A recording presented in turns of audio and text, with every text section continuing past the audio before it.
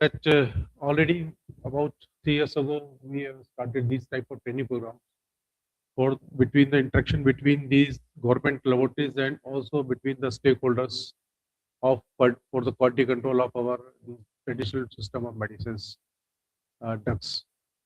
So previously, we have conducted training programs only for the government analysts and the drug inspectors.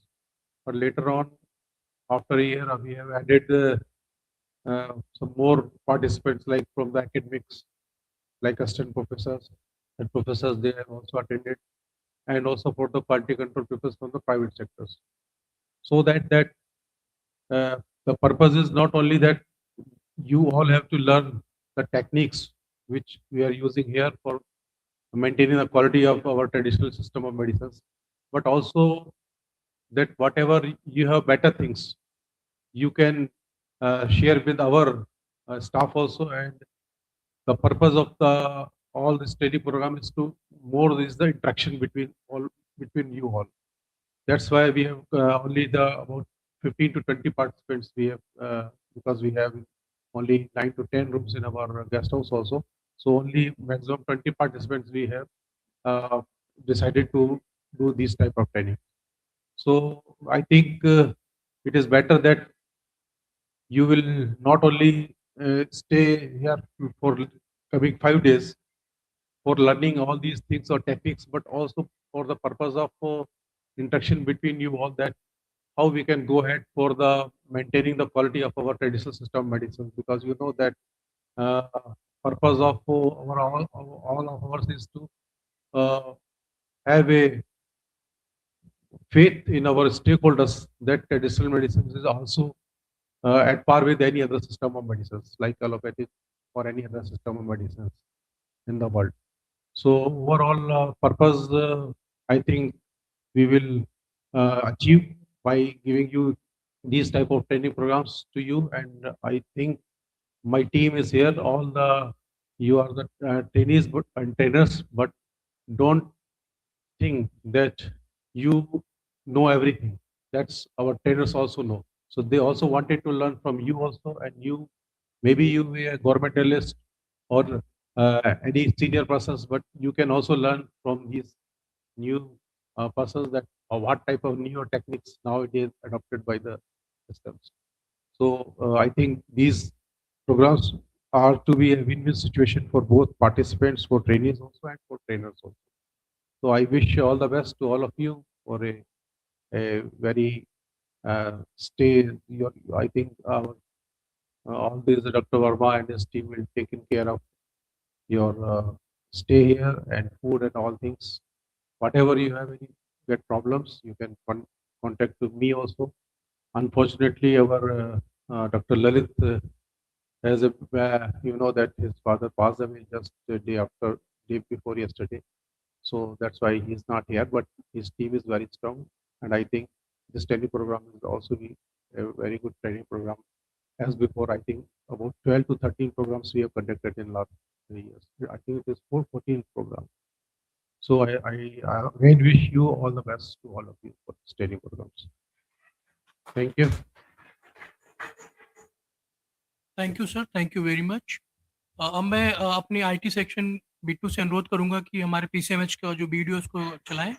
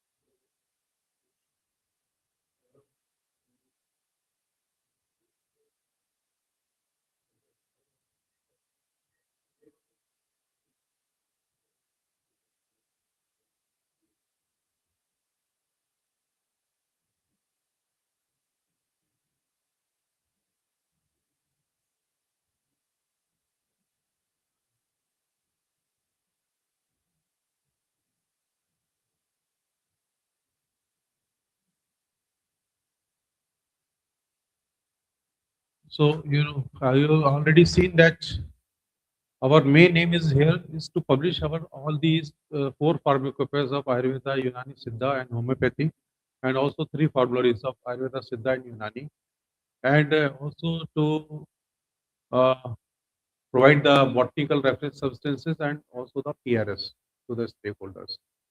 And part of that, that this is a appellate laboratory. Appellate laboratory means only the samples which we received from the court, appeal samples, they have to be tested nowadays here from the last 3 years. So now we are not accepting the samples from state also, because the purpose is of the government is to develop the state laboratories also. So they will get at par with any other national laboratory. And if any stakeholders have some doubt in the testing, then they can again appeal to the court. And finally, the decision is of this laboratory for that purpose. Likewise for allopathic CDL Kolkata. Likewise for traditional medicine, this institute is a appellate laboratory for that purpose.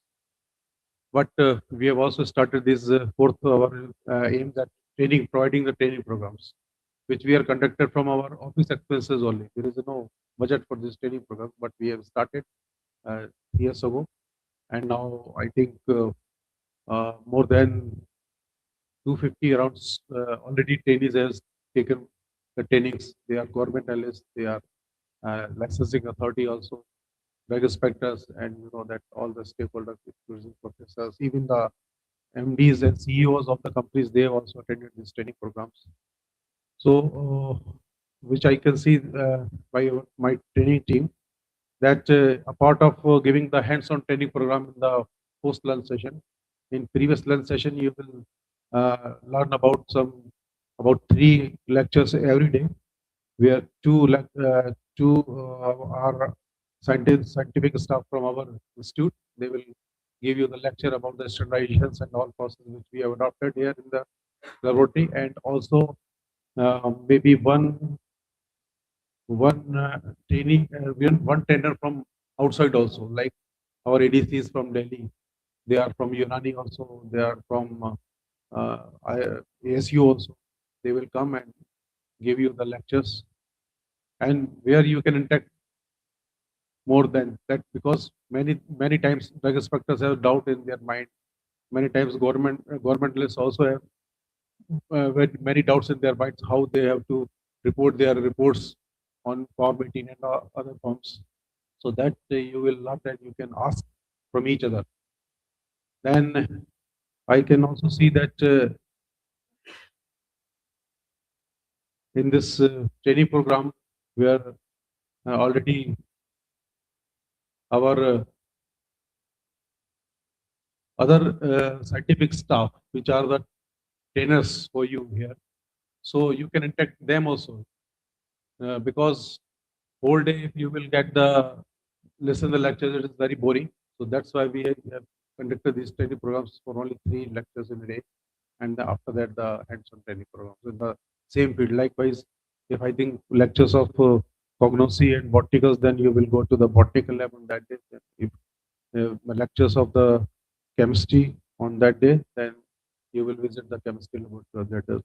That type of things this team has going to be conducted in this week for your training programs.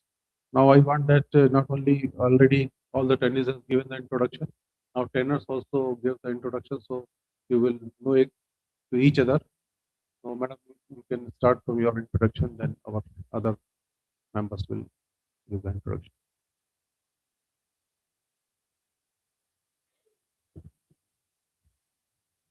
Good morning to all. I am Dr. Jayanti, Principal Scientific Officer, Pharmacognosy Division, and also working as a government analyst. Namaskar, myself Dr. Subhash Verma, looking here the chemistry division and working as a principal scientific officer chemistry and also additional charge of government analyst.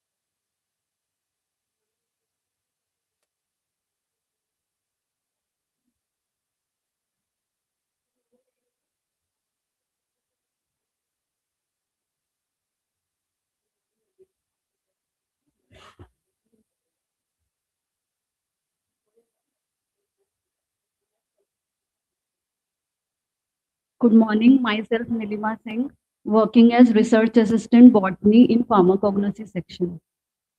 Good morning, all. Dr. Ramachandran, Scientific Officer, Pharmacology, PCMH.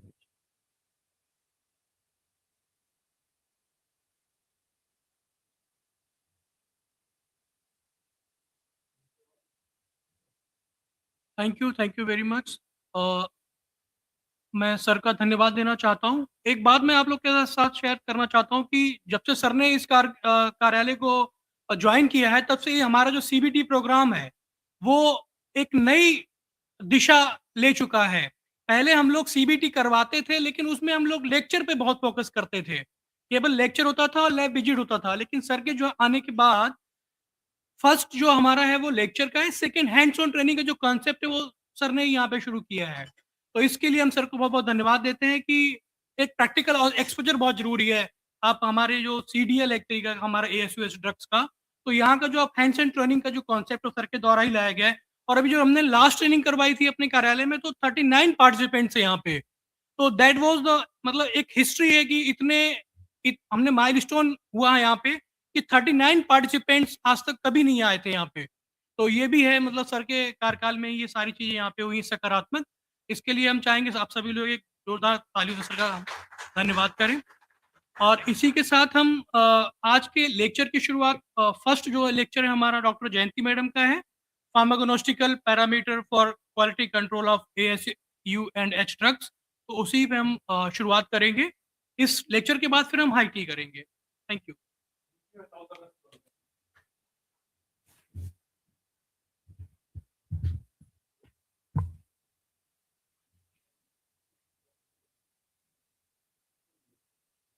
सभी लोगों से request है कि high tea इसके बाद है, तो कृपया अगर चाहे तो थोड़ा वेट कर लें।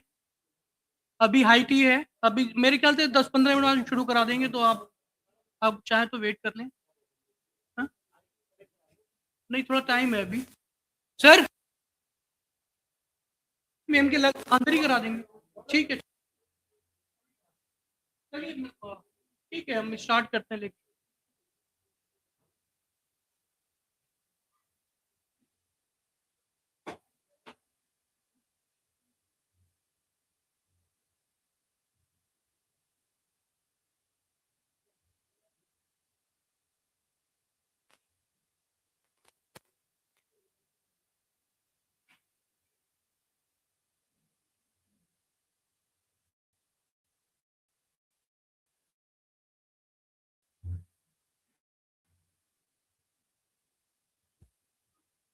Very good morning to all of you.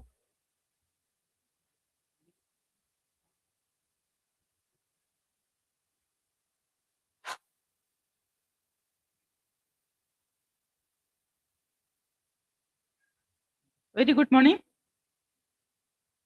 Topic of my lecture is pharmacognostical parameters for quality control of ASU&H drugs.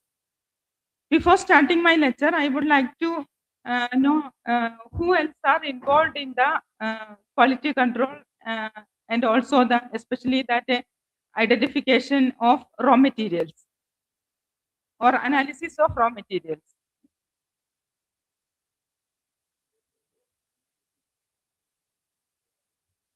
Okay. Not only in Ayurveda, because these raw materials are common to all the systems of medicine. So if somebody is involving in this one, please inform. Means I want to know that who else are involving. Accordingly, I have to explain more. Okay, I think everybody belongs to. Nani pharmacology. Okay. And I studied pharmacognosy. Okay. I have worked in pharmacognosy lab also. Okay. So let us start. I would like to share my when I involving in this analysis. I would like to share you that what all parameter we have to take more importance for the testing of raw materials for its authentication and also for the that is meant by identity. So because this is the first step and for most important step for the all process which is involving in the preparation of medicine. Our ultimate aim is to provide a good quality medicine to the public. So the first, our first step is the identification and confirmation of the identity of the raw material, whether it is genuine or any spurious one or any substandard one. Maybe the identity may be the same, but maybe sometimes it will have some poor quality, means very low grade with any exhausted one like that. Oh, yes. Yes. So this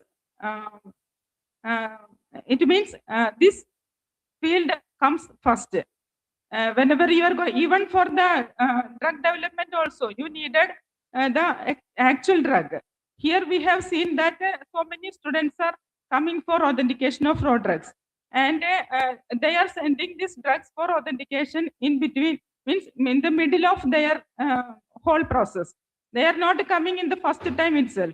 Then that time when we have means when we are going for the analysis, we came to know that some of them are adulterants only, not the actual drug. Then when we inform them this, and we have to give the report also, that time we have to give it as a failed drug, because they are giving in the name of one sample in the name of one drug, and when we checked that one, we came to know that it is not the actual drug.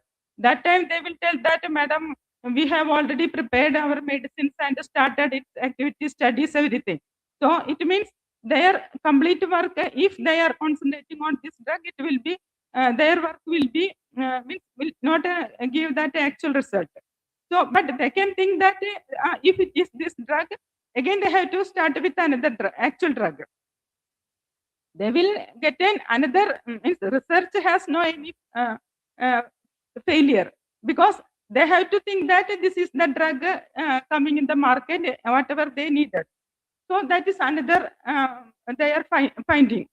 They can involve with this finding also, because in the market they got this one, and the actual one is another one, that but they unnecessary, they are means losing their time. That's only the problem. Otherwise, this all the research has its own value. Then we have to console them like that only. But what I am telling, this identification and authentication is the first and foremost very important one in the field of all the work related to the drug development, everything. Even for the manufacturers also, this is the first important step. So we are talking about that quality control. What is meant by that one? That is a continuous process. That is the process for maintaining the quality and safety of the drugs. Which quality control refers to the confirmation of the drug identity and the determination of its quality and purity, and the detection of nature of adulterants. By conducting various test parameters like morphological, microscopical, physical, chemical, and biological test, we can confirm this quality of the drug. See, when we are going for that quality control, we have to face two important issues. One is external issue and another is internal issue. External issue means one is that contamination with the heavy metals, pesticide residues, and microbes. And another one is adulterant. I have already told that in the market, so many drugs. When we, as a part of our project, we conducted some market surveys also.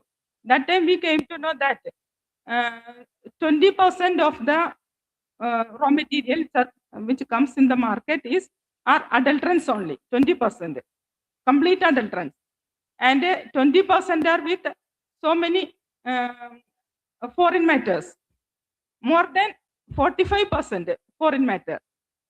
It means we cannot use that material, because half of the material are not means not the actual drug.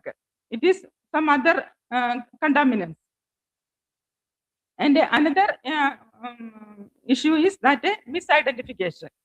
This adulteration also a part of that is a result of this misidentification, because this may be caused because of so many reasons. that one may be the ignorance from the part of that collector who is going for the collection of this raw material. He don't know actual plant. That time this it causes very commonly. And another one is use of that local names. There are so many such drugs which has different names in different. For a single drug, there are so many different names in different parts of India. Similar way, same name is used for different raw materials also. All these usage of local names causes this misidentification of the raw materials. That's why always we are concentrating on botanical name. So botanical name is the, it is universal. Everywhere it is, if you are telling that this is Ocimum sanctum, whatever characters are given in flora, that is, it means it will suit with only one plant. So that Ocimum sanctum will be uniform throughout, throughout the world, not in one part. Throughout the world, that Ocimum sanctum will be the one plant. That species is one plant only, one type of plant. No any other plant we cannot tell that this is tulasi, this is tulasi. Like that we cannot. But if we are telling tulasi, there are n number of plants in the name of tulasi. So usually these botanical names are very safe for handling that raw materials. Another one is I have already told that there are some internal issues.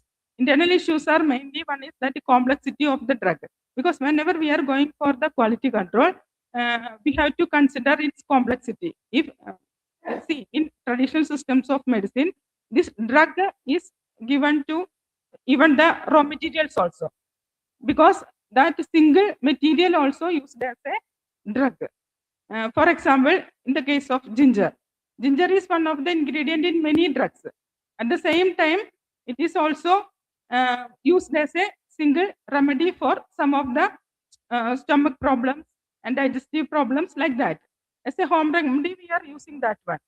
So that's why in all traditional systems of medicine, this raw material is also known as drug. So when we are going for the means that quality control, this complexity of this raw material is very causes so many issues for quality control, because it depends upon so many issues from the time of collection onwards.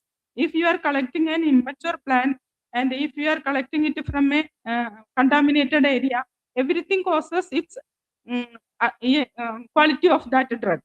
So this part my colleague will discuss with all this from the now I am talking about after reaching this material into the lab only I'm talking, and all this collection part, everything, how we can maintain quality, that everything will explain by my colleague. So here what I am telling, if you are considering that allopathic drug, for example paracetamol, there is only one compound. But in the case of our raw material, there are n number of compounds in single drug. So if it is coming in the compound formulation form, again complexity increases. So this all causes some of the some barrier for maintaining this quality. So from the beginning onwards, we have to concentrate on the quality of that materials. And another one is that not uniformity in the of that ingredient. For example, this comes in the part of that compound formulation. For example, very common one, Chyawanprash. Chyawanprash has so many ingredients, but if you are checking that list of ingredients in Chyawanprash, they are pasting some common, which reference they are following, even if it is Ashtanga Hridaya or which one, Sastra Yogam, whatever they are following, whatever ingredients given in that formulation, they are pasting that ingredients list. But if you are checking their manufacturing unit, you will surprise with the ingredients identity, because from south to north, that ingredient varies in each formulation. So this is also one of the reasons for maintaining that uniformity and quality control of this compound preparations. So that's why we are concentrating more on the quality control of single drugs. because that is the first and foremost unit of that formulation, because we are telling that cell is the basic unit of a organism. Similar way, this raw material is the basic unit of a compound formulation, or even for the single drug formulations. Then here, quality control. How can we go for that quality control? Here, that our role comes, that regulatory authorities' roles comes. We are setting that standards, and these regulatory bodies, they have to implement these standards and all the drug and cosmetic rules. Then we can go for the we can maintain that quality of that herbal drugs, because they have to insist manufacture of formulations by the use of formularies, because for the classical text, everybody, all the manufacturers has to follow that formularies. Similar way, manufacturing operations should follow that GMP rules also. And similar way, following that various standards which are published in the pharmacopoeias, even for the single drugs and also for the compound formulations. I have already told that why we are going for this quality control. That's main, our important aim is to avoid that adulteration and substitution, and also to assure the quality of the final product, because the quality of medicine depends upon the quality of this raw material, whatever we are using for the production of that material medicine. See, in the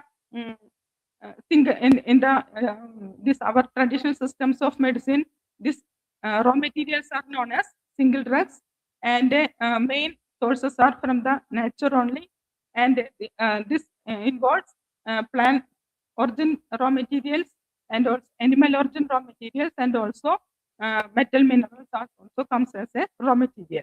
And if we are going for the plant materials also, different parts of the plants are also comes as single drugs. And here in whatever materials are used as raw material, the major part comes from the animal, from the plant kingdom. Similar way, when among this plant kingdom, that which are roots are comes in major portion.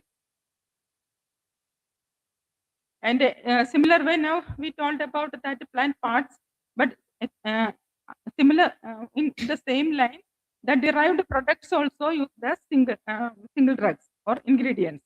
That is gums, resins, oleo resin, and oleo gum resin, solid extracts, juice, volatile oils, and fixed oils. All are comes as ingredient for the preparation of medicines. That is ingredient. In another terminology, it is known as single drugs. So now we came to know that first and foremost step is the identification and make the conformity of the identity of the raw material, because that is the basic unit of that medicine. So how can we make that make the quality of that raw material? First of all, we have to go for the authenticity. So usually this anyway plant origin comes under that botany related parameters only. We have to go for the identification. So among these, the main important parameters are organoleptic evaluation, macroscopy, and microscopy. This organoleptic evaluation and all these parameter and microscopy evaluation, we have to applicable. It is applicable for the entire and cut pieces. If the materials are come in the form of entire material, for example, if it is a whole plant or if it is a leaf, if comes in the whole plant, all these parameters are applicable. And microscopy is applicable when it comes in both in entire and cut pieces. But in the case of microscopy, it comes here also. If it is entire plant, then also we have to go for the microscopy, and in the powder form also we have to go for the microscopic study. In that case, if it is a powder form, no need to go for the macroscopic study, but we have to go for the organoleptic evaluation. What is the color of that one? Which type of powder, whether it is a coarse powder or fine powder, and what is the taste, everything you have to you have to evaluate. Then what all things comes under this organoleptic evaluation? First one is its color, then texture, odor, taste, and fracture. Color, texture, odor, taste. All these 4 parameters are applicable even for all the entire raw materials or the cut pieces or in the powder form. Color, everybody knows that what is color, what in which color it appears. And another is, but here, if you are going for the color of a bark, you have to observe both the surfaces, because if it is a root, we will get only that external surface only. But in the case of bark, there should be 2 type surfaces. One is internal surface and another is external surface. Both surfaces we have to observe, and texture also. In the case of bark, both surfaces important. And odor, there are some standard procedure for getting odor. Here you have to again take more care, because if it is from the everywhere, means in all cases, before going for the analysis and before going for all these parameters, you have to first go for the reference of its literature. If it is seen as just like aconitum and other species, if it is some little poisonous, don't, or making any allergy, don't go for the such a order analysis of for odor and taste, because it causes allergy or some poisonous substance will be there. To avoid, we have to avoid such parameters for such drugs. So the standard procedure is, first of all, if it is an means entire material or in cut pieces, it is very difficult to, means if it is exposed for many hours, certainly its external surface odor may be, there are chances for losing that surface odor. So in such cases, first of all, we have to powder it and keep it in a polythene bag, and then you have to open it and take the smell. That is the actual smell of odor of that material. Similar way, for getting actual taste, you have to again powder it, that material, and keep it in the a petri dish. And first of all, it is using your tongue only you are taking taste, no. So first of all, you have to wash your mouth with clean water, then wet a glass rod tip, then take a small pinch of that powder and keep it on your tongue and take the taste. That is the actual procedure for taking taste. Then only you will get the actual taste. Otherwise, if you are if we are purchasing some raw material from the market and you are smelling, that one will not get that smell, because it is already exhausted. Suppose there are chances, if it is keeping for more days, certainly external odor, there are chances for losing that odor.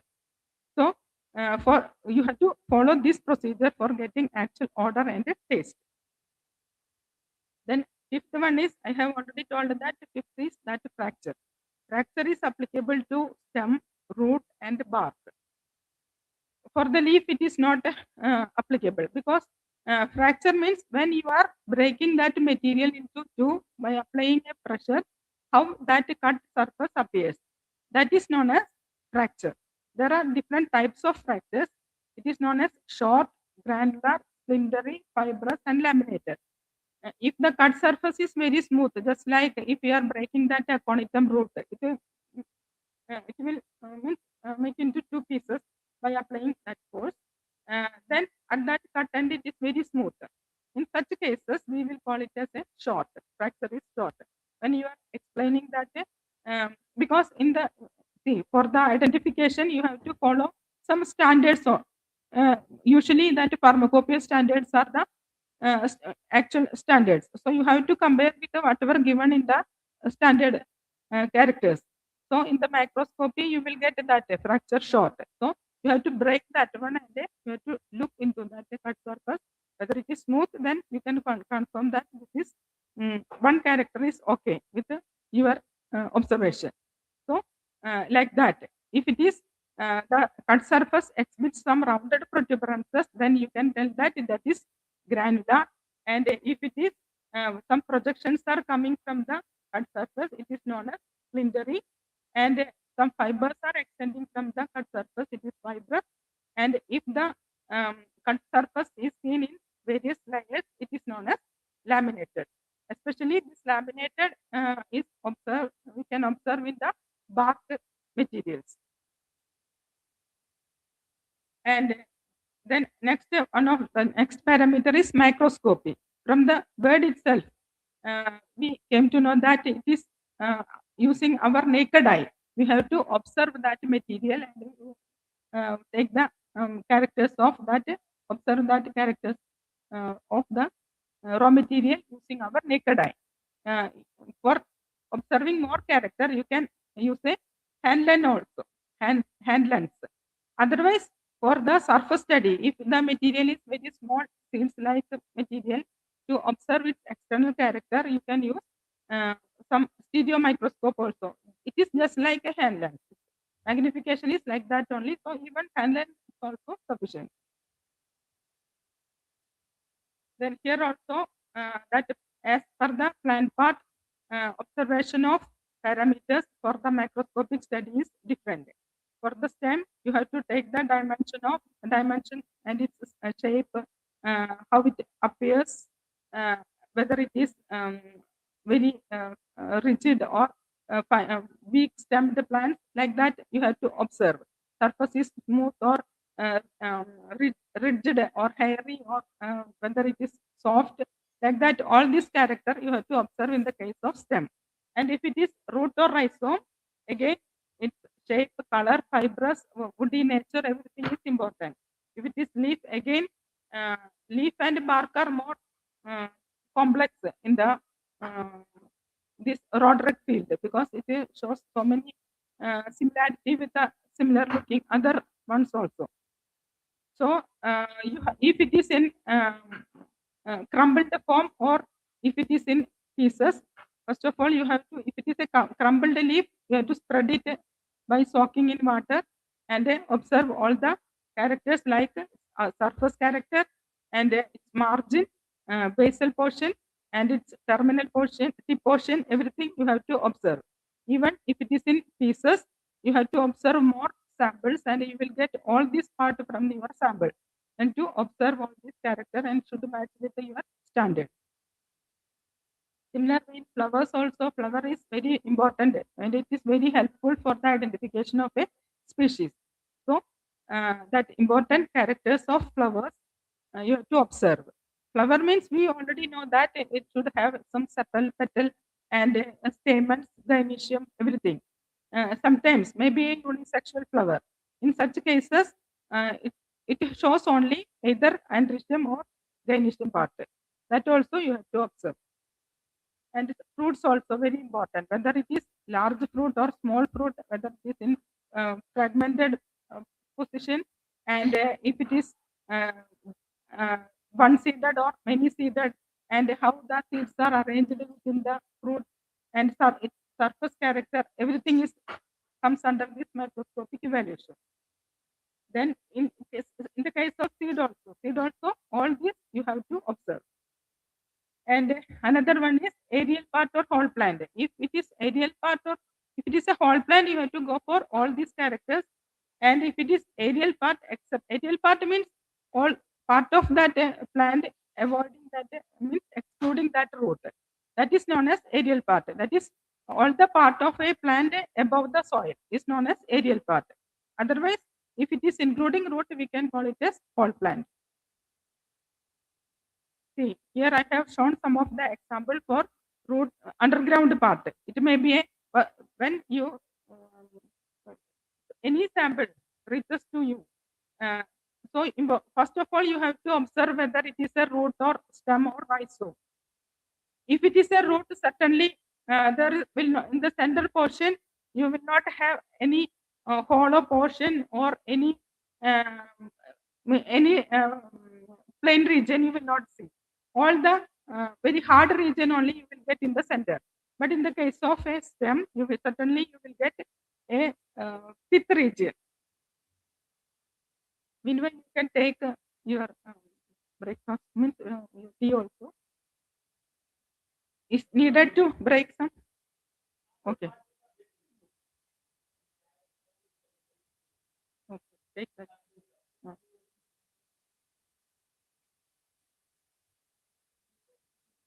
Or otherwise we can continue if okay.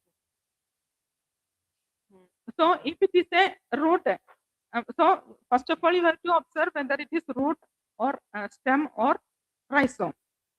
So if it is a root, go for next characters, whether it is a taproot or fibrous root. Sometimes it will not, in the picture it is very clearly you can distinguish. It is taproot and it is fibrous root. But in the market, it comes in pieces. That time, how can you observe that one? Because if it is in cut forms, it will be in if it is a taproot, certainly then there will be some branches. You can observe some of the branches of that one in the pieces itself.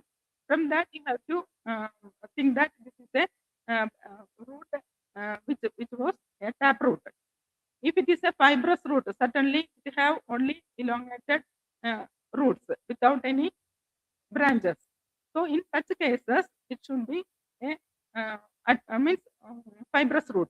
So fibrous root mainly comes for the monocot plants. So your plant will come in that group only. So next you have to go for the observation based on that one only. And next you see another one is tuberous root. This is the root of shadavar, asparagus root. Here there are such roots also, some tuberous roots. In tuberous roots, sometimes it may comes as fresh one or sometimes maybe a dried one.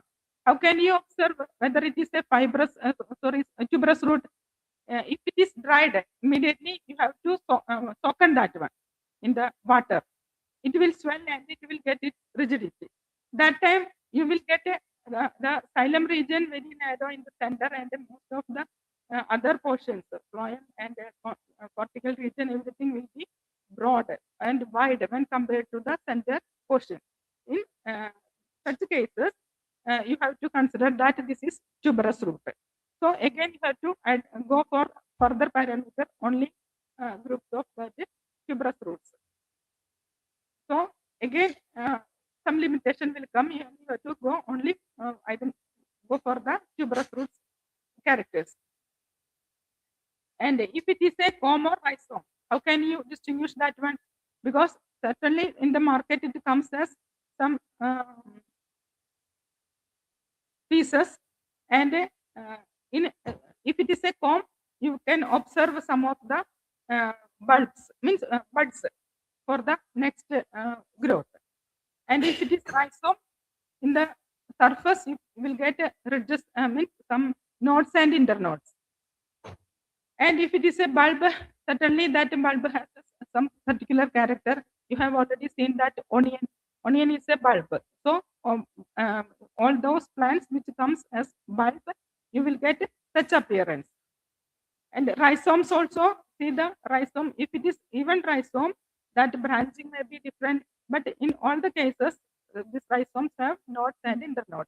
In other cases, you will not get such nodes and internodes. Even for the root, you will not get such this one nodes and internodes. If it is a tap root, you will get the branches only, not just like nodes and internodes. And if it is fall plant, first of all, you have to observe it, how the leaves stem you have to observe, and on that stem how the leaves are arranged. That is also very important character. So because based on the typical character of a family, that arrangement of leaf on the stem is very important. So based on this one, again you have to go for the next that your parameter will be limited for the observation. So here mainly 2-3 different important phyllotaxy is there. The arrangement of leaf on the stem is known as phyllotaxy. It may be opposite, it may be alternate or whorled. Opposite means from the same node you will get two on either side. That is known as opposite. Alternate means from one node you will get only one leaf, and that also on either side. And another one is weld. Weld means from the node you will get more than 2 leaves. Maybe 3, 4 or 5 or more than 7 or like that. As per the species, that number of leaves from the node will be different according to the species if it is in weld, phyllotaxy. And in the case of leaf, what all character you have to observe? First of all, you have to observe whether it is a simple leaf or compound leaf. And that leaf also, in lower classes, you have already studied that there are different parts of a leaf. Maybe it has a stalk and some broad portion. Broad portion is known as lamina, and this stalk is known as petiole. Sometimes there will not be a stalk also. In such cases, we will call it as a sessile. And if it is a compound, we will get a main practice and it's another means units also. Each unit is known as leaflet. And there are different pattern for the arrangement of that leaflets on the stalk. Maybe it may be a pinnately compound because it should have this is arranged in 2 sides. Sometimes it may be palmately compound. Palmately compound leaf should have a stalk and at the terminal portion, these leaflets are arranged. In such case, just like our palm, that's why it is known as palmately compound. And there are different types of leaves based on this number of leaflets. Various terminologies are there. All these. Even though if you are not directly involving in the identification of these raw materials, you can insist your lab who are going for the analysis, you can insist them also. All these parameters you have to observe when you are going for the identification of a leaf. Here, see, here you will think that this is also one compound leaf, but here it is not a compound leaf because only one lamina is there, but that lamina is lobed. That's why it gives a similar appearance of this one, but there is no any petiole and other things. And in the case of leaf, again, another important character to observe is that margin. Margin and also the tip of the leaf and also the base of the leaf. Based on that one, nature, there are various terminologies. All this you will get from the standard characters, from the you are. Again, I am telling that when you are going for the identification of the raw drug, you should have a standard also. Then you have to compare with that standard, especially that pharmacopoeial standard. And if you are going, this is also comes under the leaf. That is on the surface you will get such appendages. It is known as trichomes. Just like on our skin, we will get that hairs. No, similar way for the leaf and even for the stem, there are such appendages which are known as hairs or trichomes. It has all species-wise, it has its own characteristic features. Using this one immediately in the case of leaf, you can immediately identify leaves also. This is main important diagnostic feature of a leaf. And if it is fruits and seed, again you have to observe its dimension, shape, color, surface character, everything. See, some of the I already told that there are various parameters for the identification. Organoleptic characters are there, and then microscopy and microscopy. When from the macroscopic character, this macroscopy means this external characters, morphological characters. From this one itself, if you can confirm that identity, no need to go for next parameter. From here itself, because everybody knows that gunja seeds or the subrespiratory seeds, it has some typical character. So if it is matches with the first itself, macroscopically, if it is complies, then no need to go for next parameter. Heartwood is also another important one. Here also, this is very complex one, and there are so many other ones for this one, similar looking, and even for the sandalwood also very similar looking. The other plants are there. If we are keeping this another trend along with this sandalwood, certainly you will also get that smell of that sandal. Then there are chances for adulteration of that one. So in the case of this hardwood, you have to observe its color, size, heaviness, because that in sandalwood itself, again I am telling, if it is a means poor quality one, it means not a mature. Hardwood means it should be the center of the wood of that plant tree. These all are collecting from the trees only. Hardwoods are collecting from seed, because this is not from small plants. It is collecting from large trees only. So if it is very young tree, you will not get very good quality hardwood. At that time, in the case of sandalwood, the oil, that quality of that material comes under based upon the oil, volatile oil present in that hardwood. So if it is a poor quality one or immature one, sufficient quantity of that oil will not be there, then it shows some spurious one, means poor quality one. And even some extracted pieces also will come there. Also, you will not get that oil cells itself. And here in the Chirocarpus also, there are so many such dark colored wood pieces are comes in the market, but its heaviness and its graining nature. Graining nature means whatever the surface, see the surface of this one. These are the graining nature. This graining nature is mainly due to its medullary rays. Some medullary rays are peculiar to each species.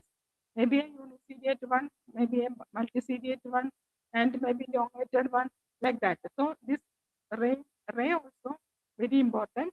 So the graining nature is important for the external identification of raw material, especially for the wood. And bark also, I have already told that wood, bark, and leaf, these are very complex raw materials to identify.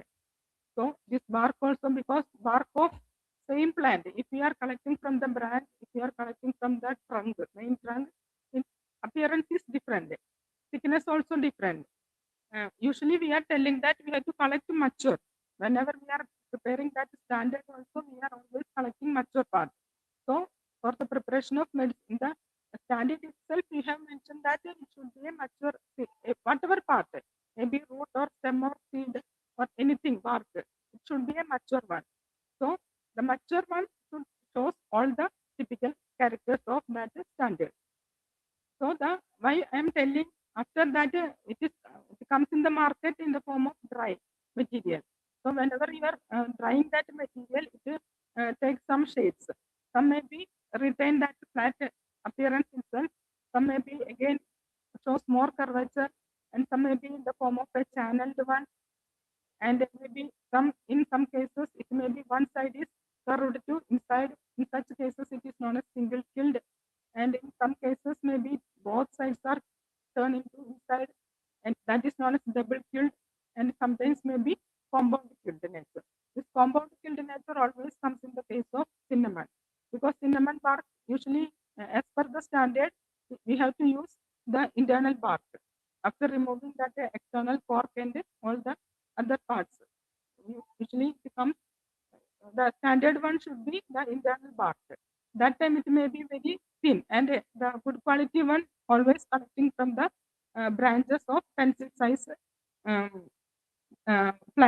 pencil size branches. That time certainly that bark will be very thin. So to avoid that it's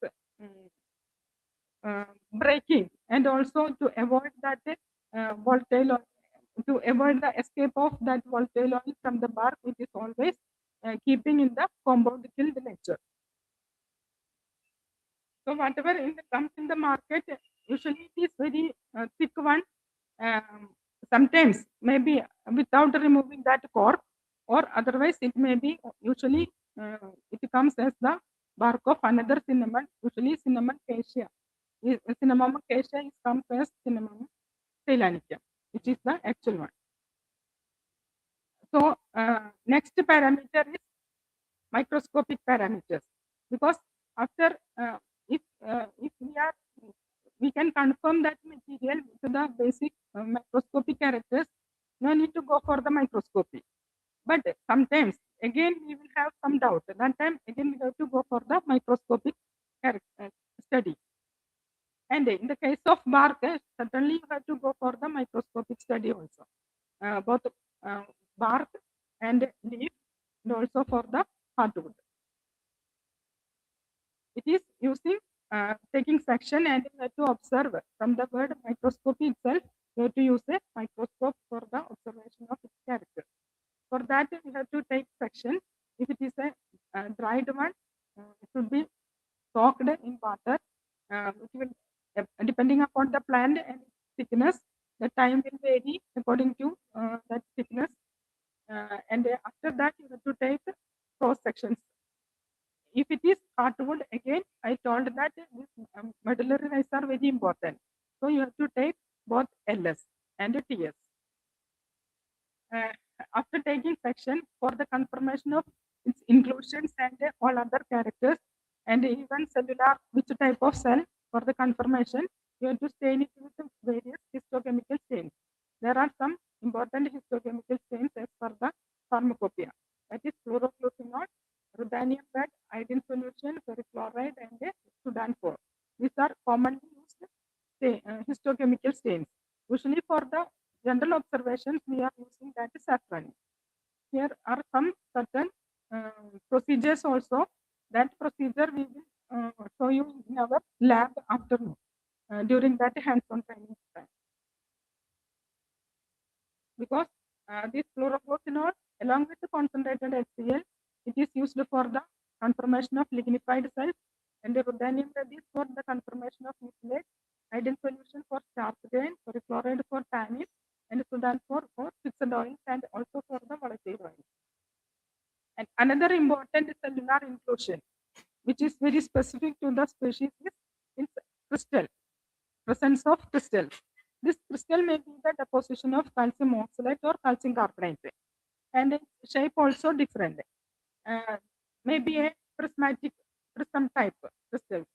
It is known as prismatic crystals, and maybe some cluster form, or it may be arranged in a rosette form. That time it is known as rosette crystal, and if it is in cluster form, it is cluster crystal.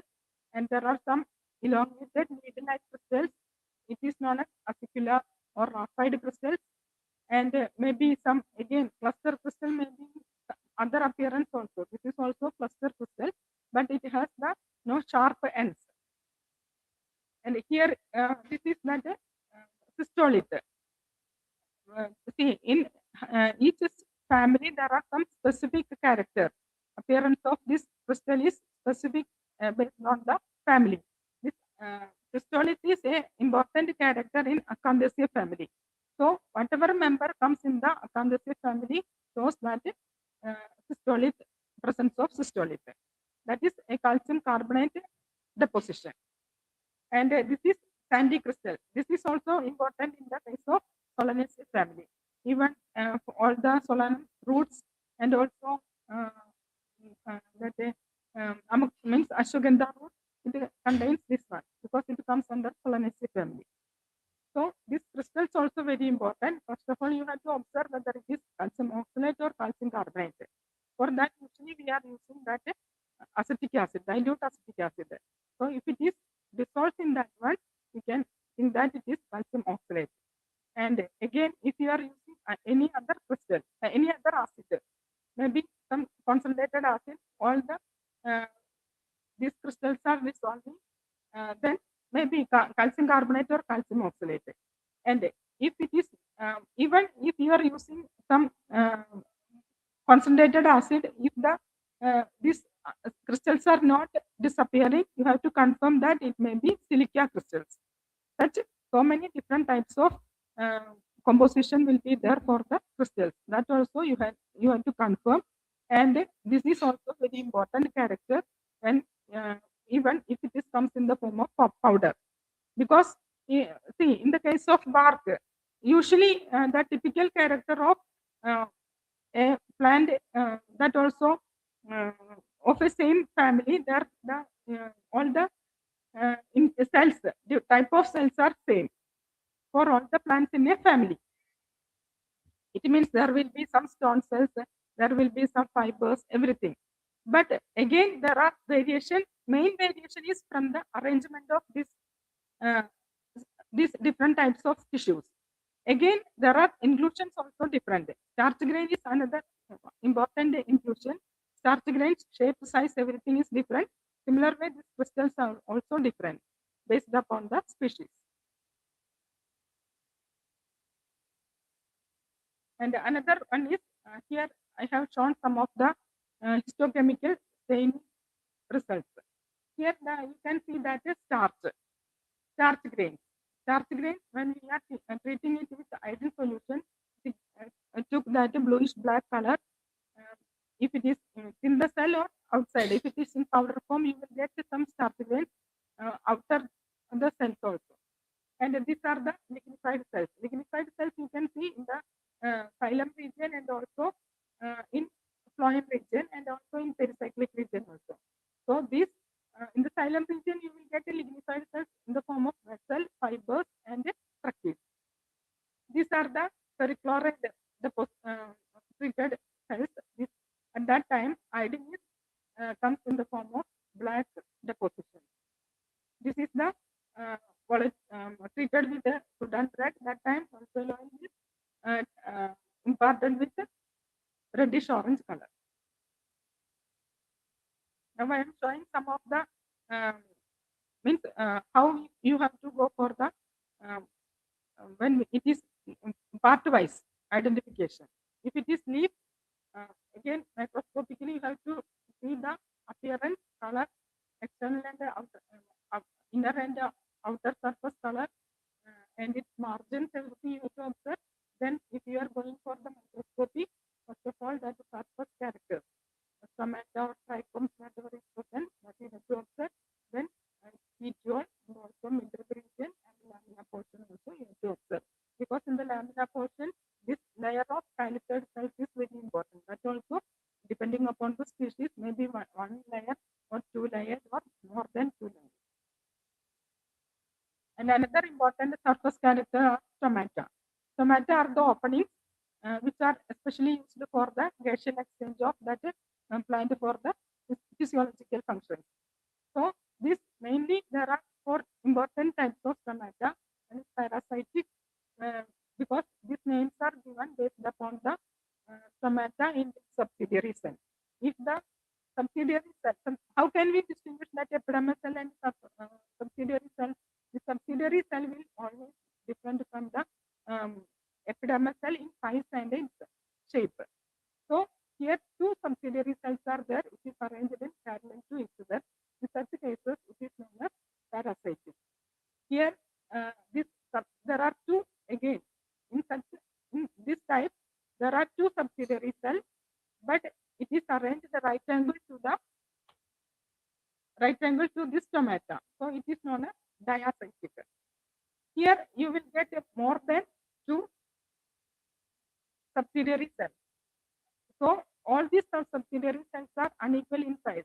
So it is known as anisocytic. If there is no any subsidiary cell, only that stomata and epidermal cell, such type is known as anemocytic. So this is very important at the time of observing that leaf characters, and this is also one of the important diagnostic characters. And some leaf constant values are there, just like stomatal number, stomatal index, palisade ratio, and grain rate number. So this is mainly applicable if two related species are in use. That time only this is very important. Otherwise, usually this is also very diagnostic character. If you are following that actual procedure, this is very important and very diagnostic. But nowadays, it took a lot of time. So in order to avoid such things, we are applying this type of stomatal number and stomatal index study only for those plants which are related species are in use. For those plants only, for the leaf study, we are using this type of analysis. Stomatal number means using, you have to count that epidermal cell and stomatal number in a unit area, and you have to observe, calculate that one using as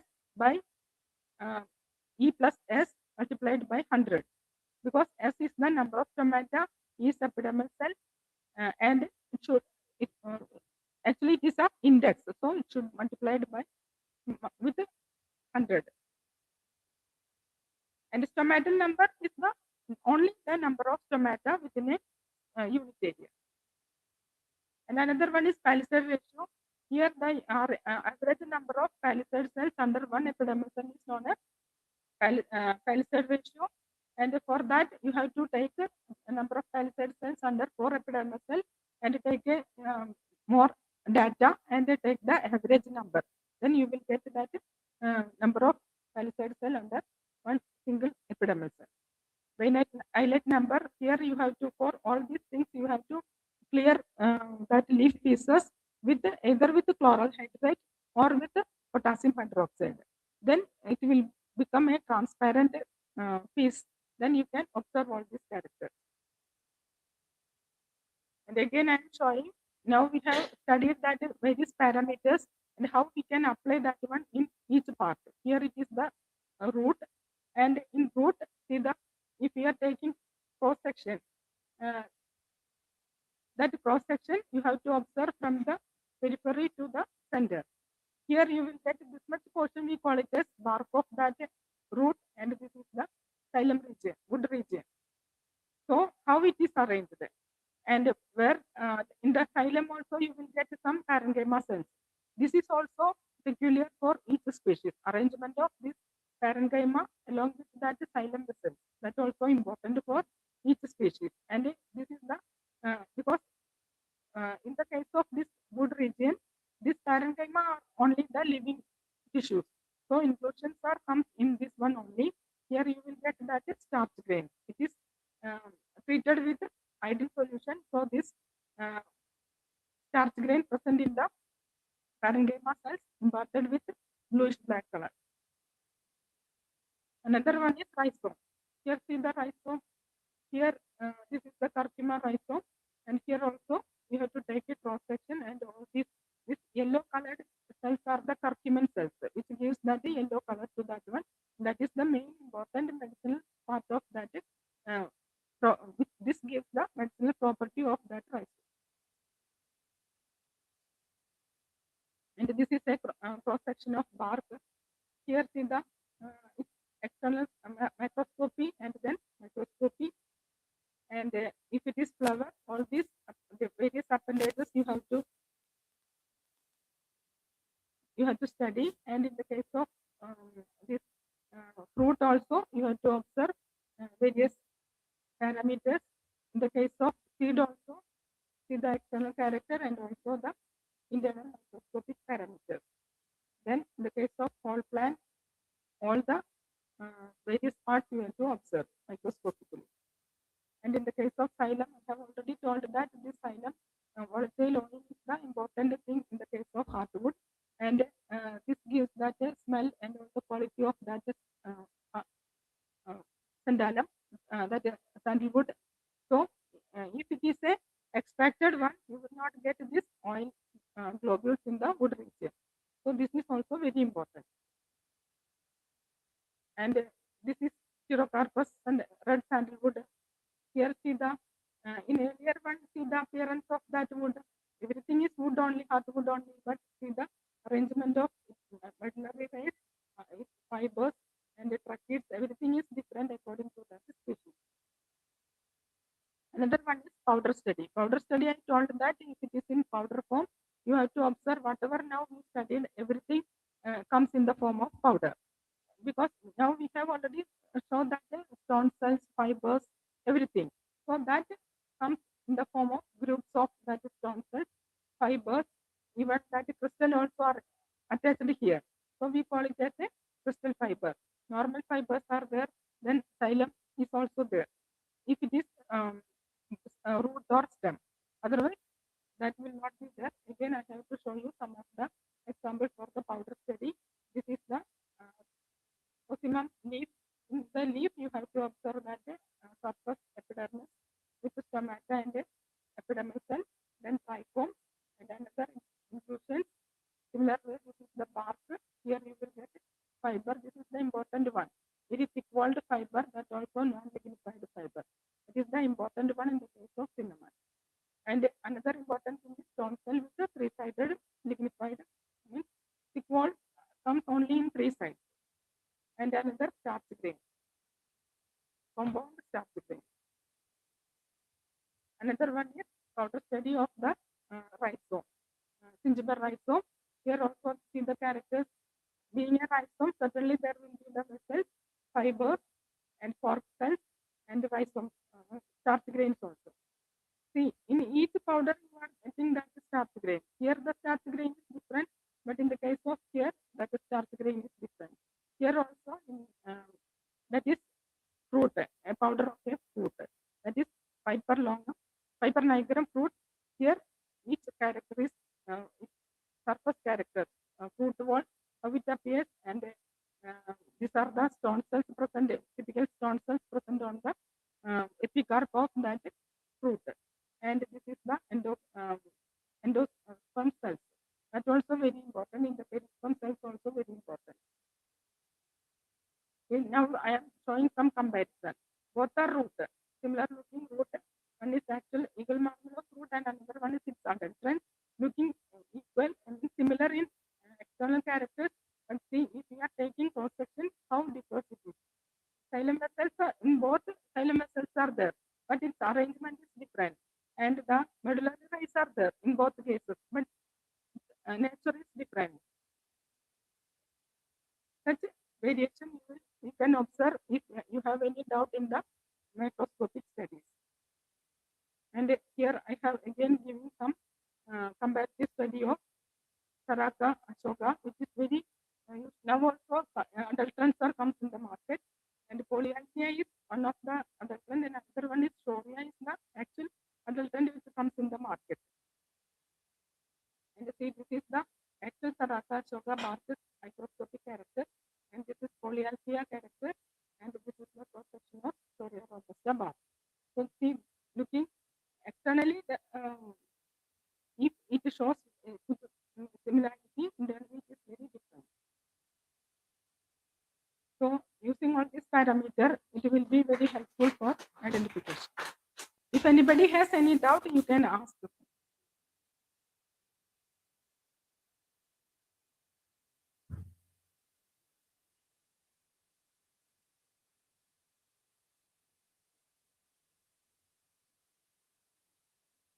All these, whatever I have showed here, everything you will get a hands-on training in your lab also after.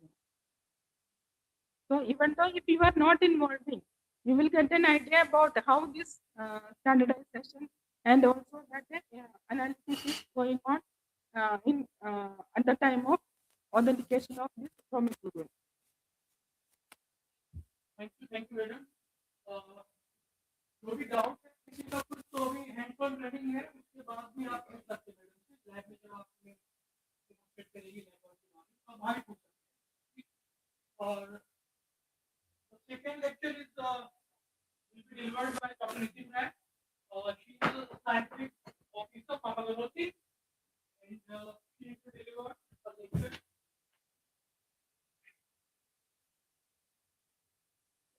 How to ensure the quality in raw material of ASU and after this session or this lecture, there will be a break for 5 to 10 minutes. After that, one lecture is also scheduled under the drug and cosmetic next provision. That will be delivered by Dr. Vijay Kumar Garg, Assistant Drug Controller, Ayurveda, from Delhi government. Actually, some changes has been done because he is busy in some other program also, so he requested for today. So after this lecture, thank you.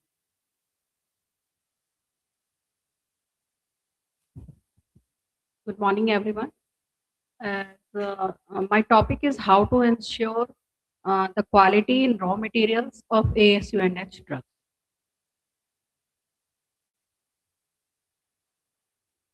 So I think we are now very fresh after the tea session, and so my topic is start from here only. We know that if we talk about the tea, that time the main ingredient of the tea is water, tea, milk, and sugar. This is the very basic component for tea. And when we add cardamom, ginger, black pepper, whatever you want, that time we add the value addition in the tea. And same way, we need some equipment, process, and serving. So these all are the part of the one tea preparation requirement. And we after that, when we take the tea, that time we feel that we really refreshed. If we find our tea as we want, that time we feel it's okay. It means the question is that the things is have quality or not. So these are all factors which help us to find the quality things or quality material for our purposes. So when we talk about the quality, that time quality is the composition factor. Composition is ingredient, equipment, process, value addition, and services. These all are the part of the composition for the quality. And factor is material, machine, method, and man. These all are the part of the factor for the quality. Here we discussed about the quality of material. So can we control or ensure the quality? Yes. How do we wish to control or ensure the quality? To ensure the quality of safety with the help of safety and efficacy. And how can ensure quality, safety, and efficacy? With the help of quality standard or quality raw material or with the help of processes. So these all are the factors which are involved in the quality control of ASU&H drugs. And first one is the good agriculture and collection practices, and then quality control of raw material, which also connected with this. And next one is the GMP, good storage and regulatory. All are the part of the quality control. Here we know that we are working for the ASU&H drugs, and we all very well know that the ASU&H system is basically connected with the our main ingredient for the drugs is plant origin drugs, animal origins, mineral, metal origin, chemical, and in microbes. In homeopathy, we not sort and sarcos also use. Basically, we know that more than 80 to 90% our drug is depend on the plant raw material. So the quality of raw material is very, very much important for us. Here we know that the origin of drugs in plant divided into two categories, that organized and unorganized. When we take the material in the form of their cellular tissue form or in the dried form, it may be fresh form also. So all the part of the plant, that will be rhizome, bark, leaf, fruit, entire part, root, whole plant, everything in as such form, in the fresh form or in the dried form, that is coming under the organized drug. And when we take the their secondary their secondary metabolism, that will be the physical process of the incision, drying, and extraction. That all are comes under the category of like juice, latex, gelatin. These all are comes under the unorganized category. Now, here we discussed about the raw material, about the plant raw material. So, the basic source of the raw material of plant origin drug is the cultivation, and second one is the collection from the wild sources, forest, or commerce. We mostly our major source we can get from the wild sources only, and for the easy purposes we can get from the commerce. And nowadays big industries, they have only their own cultivation area for particular drugs. So these are all the resources from the plant origin, for the plant origin. So here is the definition, because all these are things connected with the good agriculture processes and good collection processes. So when we talk about the good agriculture practices, this is the definition of good agriculture practices that ensuring optimal yield of the terms both quality and quantity. Whenever we want anything in the proper quality and quantity, so we have to go with the good agriculture practices. So these are the some part, or this is the some parameters, or we can categories for the good agriculture practices. That is the site selection, soil and climatic conditions, seed and propagation of material, crop management for the cultivation.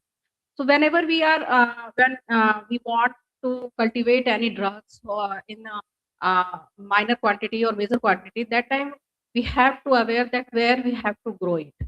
So the site selection is very much important for any kind of the cultivation, and we should aware that the place we are using for these purposes should be free from any type of contamination, far away from the industries and any type of contaminated area, and the place should be proper and well organized place. And second one, the soil and climatic condition.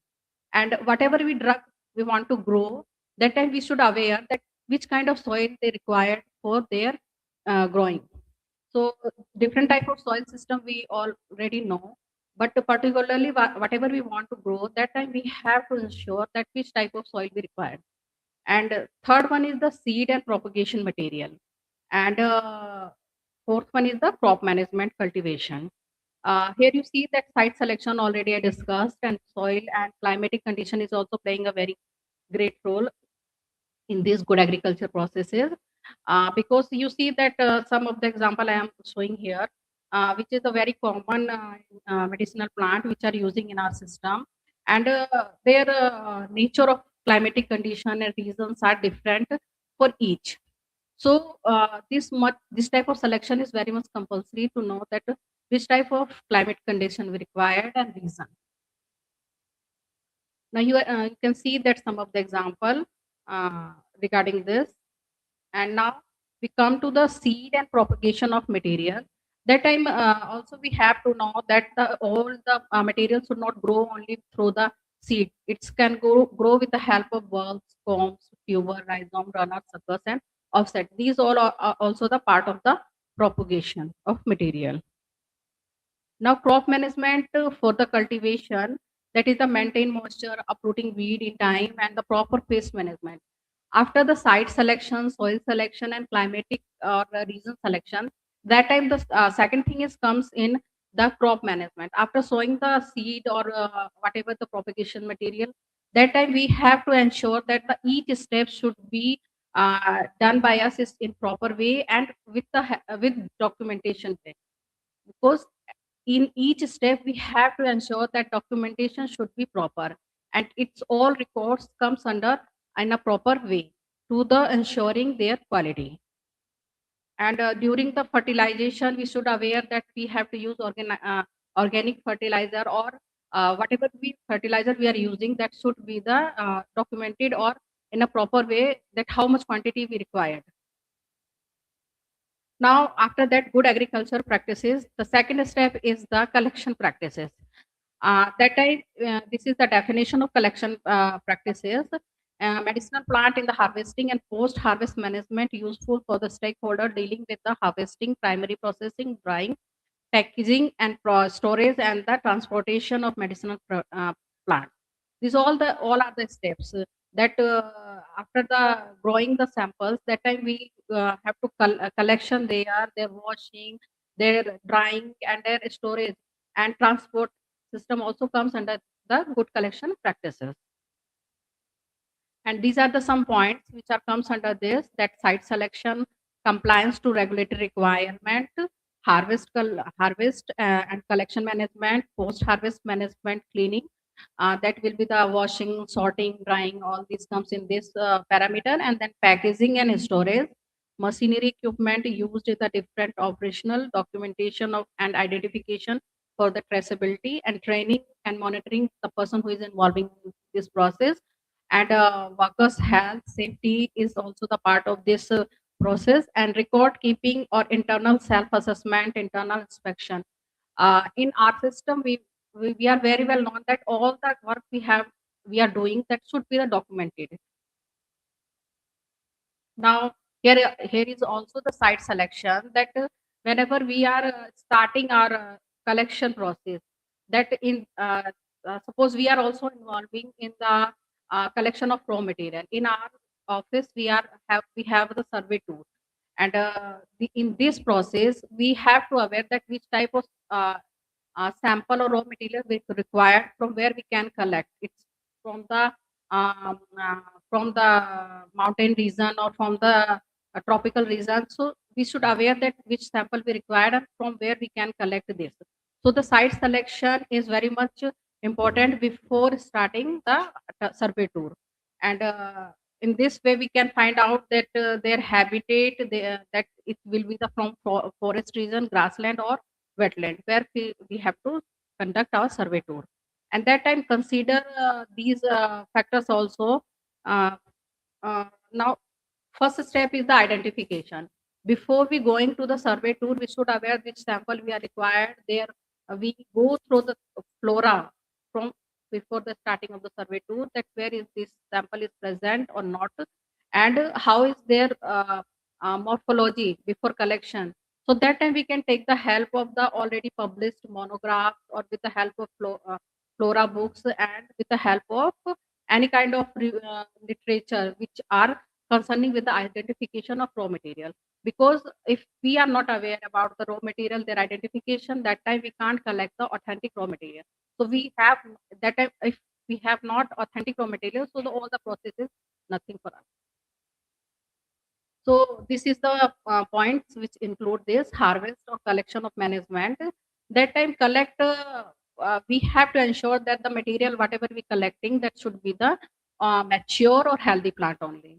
That time we have to select that whatever is a part we required, that part should be mature.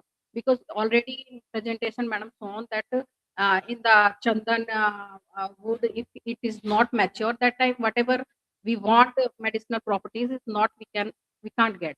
So it should be clear that the material we want should be properly mature, and work should go on only the perfect material, mature material, and avoid the rare endangered species. We should aware, because we all are the indirectly or directly connected with these things, because we have to first save the nature. So that time we have to try to collect this 80%, 70% plant material from there, and remaining 30 or 20% should be there for the next generation. So this is the ethical practices for the collection during our survey tour, or any type of the collection. It should be from the garden or anywhere, for any place. And leave enough plant for natural regeneration. Now that after the collection processes, we have to go with the post-harvest management cleaning process.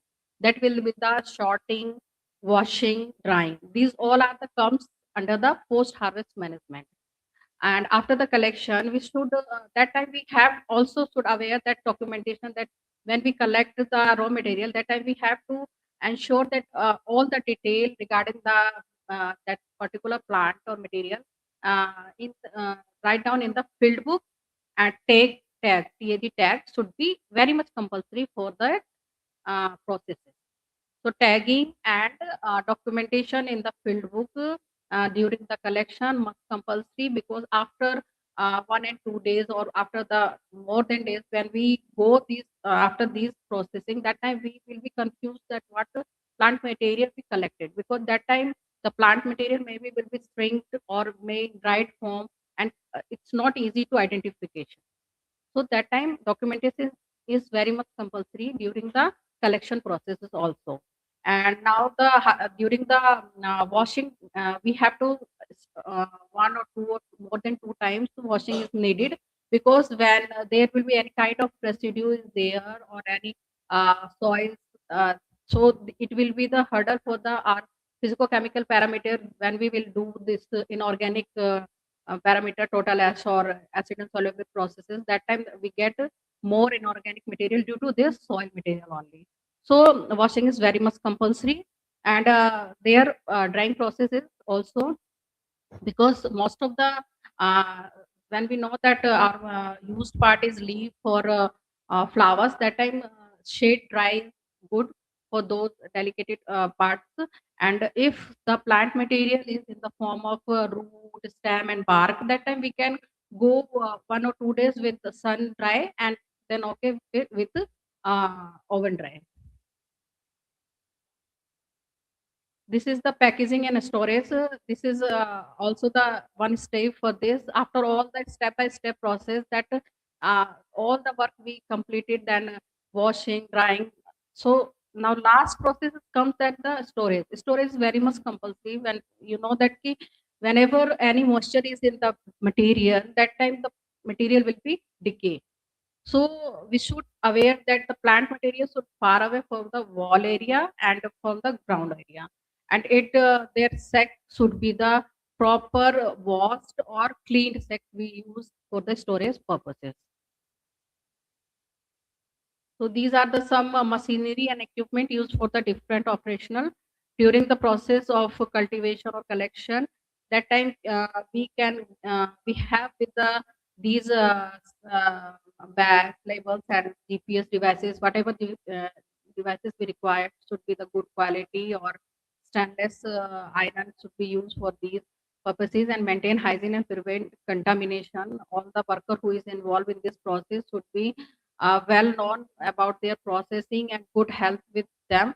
And we also should be aware that the person who is involved in this well trained person, and they should know that what we want, and which whatever the step we are following should be properly followed by all the person who is involved in this kind of work. And these are the some points which are very much important for these processes: the worker health, safety, welfare, and record keeping, and internal assessment, internal inspection. Now the question, after this cultivation and collection, the third step is comes that quality assessment. Whatever we collected or whatever drugs we receive from the any sources, it may be the market source or wild sources or cultivation sources. The third step is the quality assessment. Quality assessment is very much required, and these we can go through the standards and parameters. Standards is those which already published in different type of pharmacopoeias or books, or parameter maybe we can develop in-house parameter in our labs or in our institute for their quality assessment. These are some very simple protocols for the quality identify their for the assessment of raw material. That is the identity, purity, strength, and other requirement. When we talk about the identity, that time we already, madam, discussed about the macroscopy or microscopy in the botanical parameter we are using, and for in the chemical we can go with the TLC or HPTLC. These both parameter comes under the identification parameter. And for the purity, we have to go with the foreign matter, total S, and acid insoluble, which we will discuss in chemical or chemistry presentation. And strengthen and other requirement. These all are the assessment parameters, which is very common or frequently used parameter in pharmacopoeia and other who is involved in this type of the work. Madam already discussed about the macroscopy or microscopy.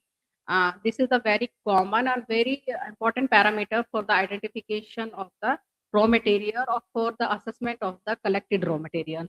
Because whatever we collected, if the drug is collected through the cultivation, that time we are ensure that from the first parameter, that whatever we saw we can collected. So there will be no chance for the adulteration. But when we collect the sample from the market or from the wild resources, that time the confusion will be at each step. So that time in the lab system, we have actually first system starts with the taxonomy person. They identified the samples during the collection. And secondly, they come back in the offices, and with the help of flora, also they identify second step. But third step also we will do with the help of macroscopy. Macroscopy is the study regarding the morphology study, where we will use our sensor organs, that we have to can see that shape or size of the sample, that how is their texture, their fracture. This is a very common parameter and very essential parameter. And that time, if we ensure that the sample is okay, then we will go for the further testing process. Otherwise, we can stop our process here only.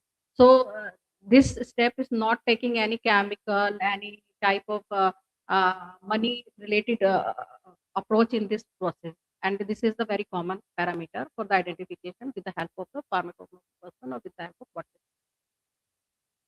Now this is the macroscopy. If the sample is passed in the macroscopy, we can go through the work for the other manufacturing process or library.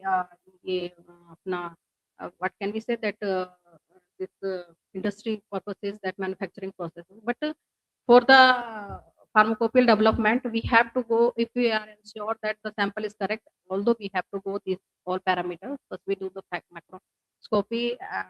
In a pharmacopoeia, we can see that the pharmacopoeia format is very common, that title of the drugs according the system, and then the definition part, that there will be some very common detail is giving, and second, then macroscopy and microscopy. So where these parameter is very much compulsory for us, step by step. Now the quality specification. These are the some specifications that we are using for the quality purposes. That the regulatory specification and standard pharmacopoeia, all the pharmacopoeias comes under this regulatory specification. And when we talk about the non-regulatory specification, that time of any kind of monograph, research publication, bibliography, manual, any kind of pharmacognostic books, which can also help for the quality specifications. Now here is the definition of pharmacopoeia. When we talk about the what is the pharmacopoeia, is the collection of monographs with the minimum standards which are feasible for the all. So the definition may be varies for the for these purposes, but we can say that the minimal standard which are very much easy for the all kind of industry person. It may be small scale or large scale, and feasible for all the person who is involved in this type of work. Is comes those monographs under the pharmacopoeia. As we are working for the AS&H, all the systems, so these are our pharmacopoeia, and very much rich. We are very much rich because all countries have their one pharmacopoeia, but we have 4 pharmacopoeia AS&H and 1 Indian pharmacopoeia also. So in our country, we are following 5 pharmacopoeias. But in for us, we are working for the standards purpose, or we are working for the plant material, it may be mineral matter, whatever we are doing. These all are, if we can say that the parameter which are using for the identification or for the purity or strength, these all the topics or all the standards comes in for all the pharmacopoeia is a single category. So the parameter for the identification, macro, micro, powder, foreign matter, total acid insoluble, ethanol soluble, or water soluble extractive, TLC, all are similar for the all ASU&H pharmacopoeia. But the difference we can find out in their properties or actions and important formulation, because formulation may be differ from as per the system, and their therapeutic uses or doses will be differ. But the parameter which are using for the identification of purity strength should be the same or remain same. These are the Ayurvedic pharmacopoeia, as we have a detailed lecture regarding this in upcoming days. So here just I am showing about these are our Ayurvedic pharmacopoeia, have 10 volumes, and part 2 volumes formulary also we have. And this one is the Siddha Pharmacopoeia of India. We have the 2 volumes regarding single drugs, and this is the Unani Pharmacopoeia, that we have the 7 volumes of single drugs, and formulary and formulation also we have part 2, and national formulary of Unani medicine with us. And this is the homeopathic pharmacopoeia. In homeopathic pharmacopoeia, we have only the single drug or one part 1 only. There will be no any formulation or this type of the pharmacopoeia. So this is the homeopathic pharmacopoeia of India. Currently we have the 11 volume, and this is the Indian pharmacopoeia. There will also some of the raw material of plant drug monograph is given, which is also the part of our botanical parameters. And these are the some others country pharmacopoeias. And presently we have some this type of pictorial supporting document, microscopic atlas, and this type of the thin layer chromatographic atlas also with us in PCM&H. And now the question here we see this picture that one servant is confused that he can't identify that this egg is belong which from which self, that is the chick egg or roost egg. This type of the confusion we are getting in our normal practices also, because when we go with the any kind of bark identification or any kind of leaf identification, that time all the leaf bark looking same. So in this condition, we have to develop our reference standard, or we can say our botanical reference standard should be us. Uh, if we are working from the particular 10 to 12 drugs for the 12 drugs, that time we have to 12 or authenticate drug with us for the comparison, whatever drug we receive in the name of that particular drug. So this is the definition of reference standard is a primary reference substances that has the appropriate quality within a specified context and the accepted without recurring comparison to another substances. So reference standard for any kind of reference standard, when we have one thing that is the particular correct or this is the very much authenticate things, so we can comparison that we know that if we have any scale, that time this scale is for us a reference standard. For that time when whatever we are getting or we can measure with the help of that reference standard. In this same pattern we have the botanical reference standard and same in this same way phytochemical reference standard. We are here discussing about the botanical reference standard. This is the common definition for the reference standard.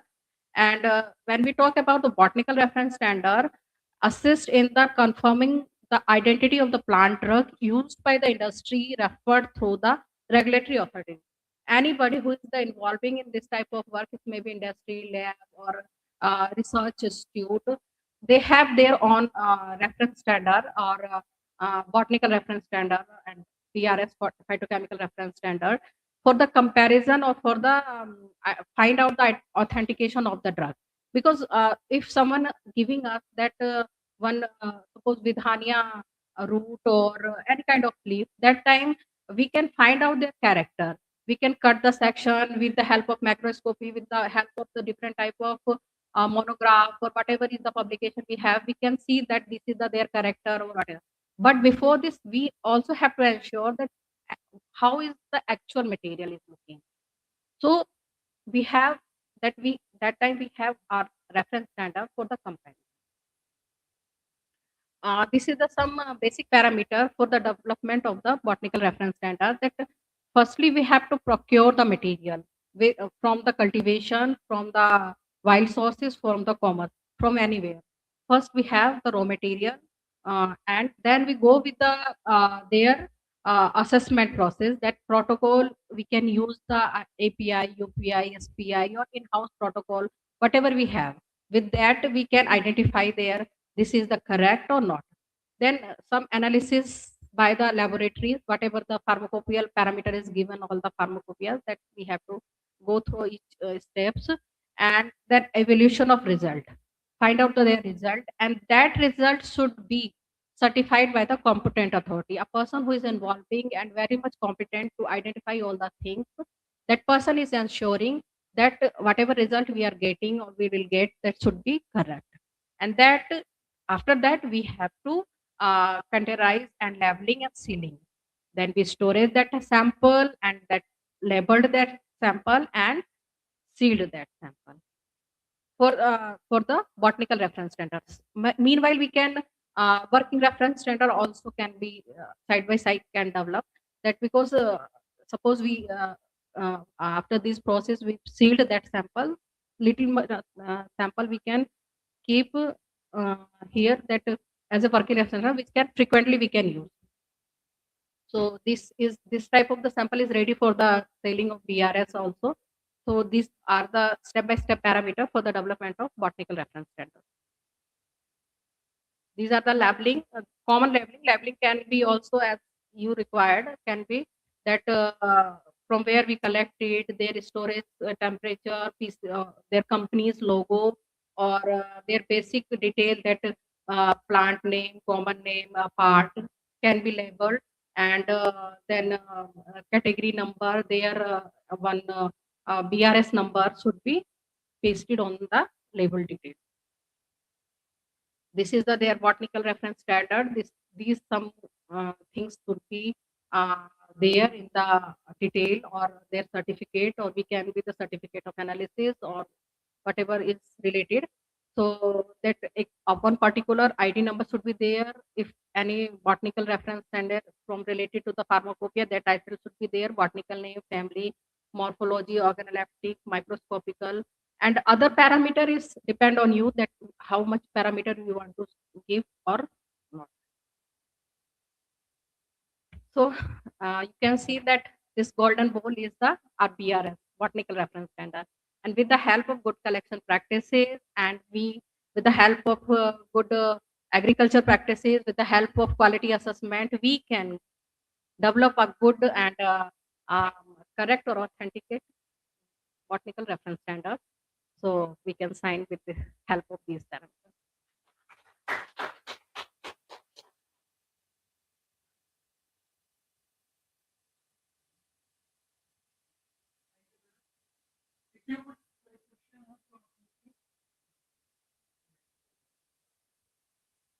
Sir, actually, passport data actually minimal.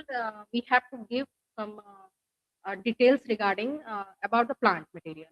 Uh, After collection of raw material, you know that we are giving all the detail in the field book.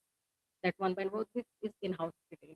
But someone wants some plant material, that time we have to ensure that from where we collected. First, that their botanical name, family, from where we collected. There nowadays we are giving that their GPS location also. And in the format, we can show you our format also in the lab.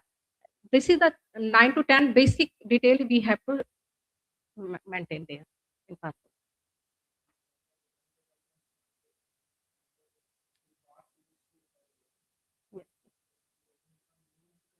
Yes, yes, yes. Because the basic we are working from the BRS for the industry person, or sometimes some students also required. Here we are majorly doing authentication also, because we are doing we have two project also from the NMPB.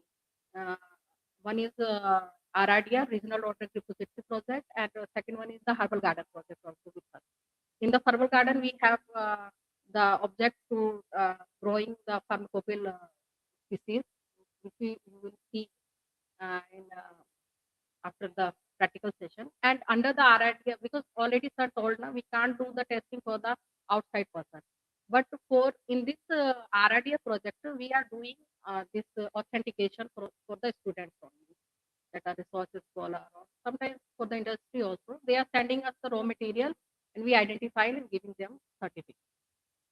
Or this botanical reference standard is a typical process actually, because the main problem is their shelf life, and the secondary all the parameter is taking so much time. When we do the monograph work, that time we have to go macro, micro, all physical chemical, microbiology test, heavy metals, so much test is required. If the parameter is less, macro, micro, then okay. Otherwise, all the parameters, including in the botanical reference standard, is a tough task for us. It also is under process. Actually, we are mostly considering 1 year is okay. For starchy substances, is taking less time. But for the other, with the help of PLC or other chemical parameter, we are considering and find out that it's stable, then we will go further. Otherwise,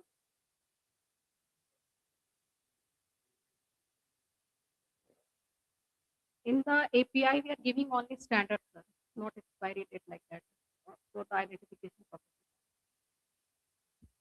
ma'am ये passport data में जो पूरा detail भी देना होता है ना, sowing और लाइक डेट, और तो देखिए डिटेल की तो कोई लिमिट नहीं है ना। नहीं मिनिमम आई वांट टू हाँ, नो तो वो हम लोग हमारा जो फॉर्मेट हम लोग आपको प्रैक्टिकल सेशन में दिखा देंगे कि उसमें क्या है। तो ये तो जैसे कि हमारा फील्ड बुक में भी सेम लगभग डिटेल रहता है और नहीं रहता है। कि अब जैसे कलेक्शन जब जहाँ पर्टिकुलर प्लेस से आपने कर लिया, तो उसमें अगर देखा जाए तो उसमें तो कहाँ से आपने कलेक्ट किया है, ज़ोन क्या है, उसका जीपीएस लोकेशन भी है, उसके सराउंडिंग एरिया और कौन-कौन से प्लांट मटेरियल है, वो सब भी उसमें ही रहता है। और क्योंकि ये तो कलेक्शन प्रोसेसेस है हमारे यहाँ पे जो हमारे रीजन है, उस हिसाब से अगर देखें कुछ एक पर्टिकुलर ड्रग है जो पर्टिकुलर रीजन में ही मिलते हैं और बहुत सारे जो ड्रग्स हैं जैसे अभी ये आरआरडीआर का ऐसा प्रोजेक्ट है, एनएमडीबी ने बहुत सारे डिफरेंट रीजन के हिसाब से किया है, तो वो लोग ऑलरेडी डॉक्यूमेंटेशन का काम कर रहे हैं। तो जैसे कि क्या वो सिनेमम तमाला या कुछ ऐसी चीजें हैं, पाइपरनाइकम, ये सब तो साउथ में ही मिलेगा, यहाँ नहीं मिलेगा। और जो डॉक्यूमेंटेशन प्रोसेस होता है उससे सॉइल का सब एटलीस्ट अगर हमको कल्टीवेशन प्रोसेस करना है तो थोड़ी बहुत स्टडी करनी पड़ेगी, आइडेंटिफाई करना पड़ेगा। तो लेकिन हाँ, पासपोर्ट डिटेल में वो सब कुछ दिया है, आप हमारे पास वहाँ से देखिएगा सब ठीक डिटेल। ठीक थैंक